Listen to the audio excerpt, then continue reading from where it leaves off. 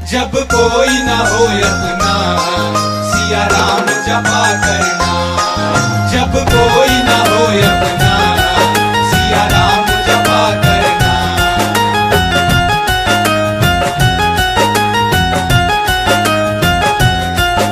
Music by Shubham राज। संसार के लोगों से आशा न किया करना। संसार के लोगों से आशा न किया करना। संसार के लोगों से आशा न किया करना। संसार के लोगों से आशा न किया करना।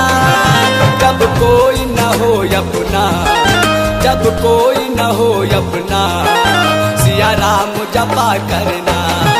संसार के लोगों से आशा न किया करना। जब कोई न हो अपना सिया राम जपा करना।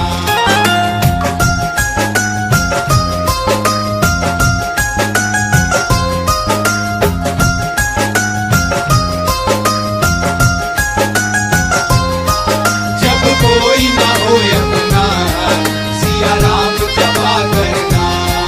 जब कोई न हो अपना सिया राम जपा करना। जीवन के समुंदर में तूफान भी आते हैं, वो डूब नहीं सकते जिन्हें प्रभु बचाते हैं। जीवन के समुंदर में तूफान भी आते हैं, वो डूब नहीं सकते जिन्हें प्रभु बचाते हैं। प्रभु तोड़ के आएंगे, प्रभु तोड़ के आएंगे, उन्हें याद किया करना। संसार के लोगों से आशा न किया करना। जब कोई न हो अपना सिया राम जपा करना।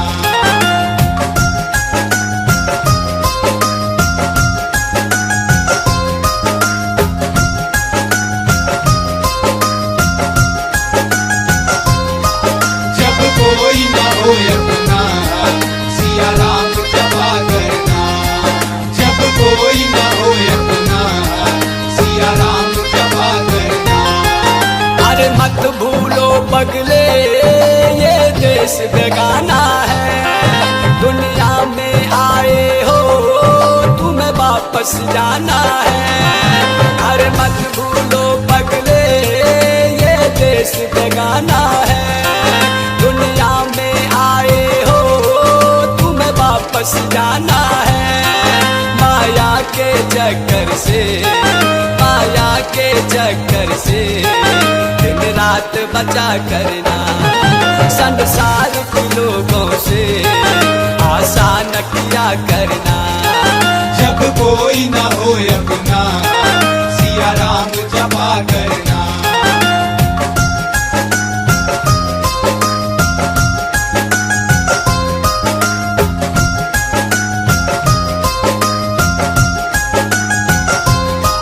जब कोई न हो अपना सिया राम जपा करना।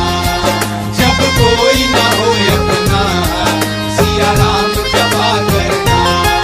जब कष्ट हो भक्तों को प्रभु को मंजूर नहीं।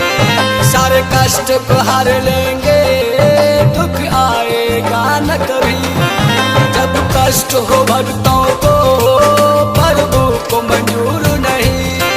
सारे कष्ट को हर लेंगे, दुख आएगा न कभी।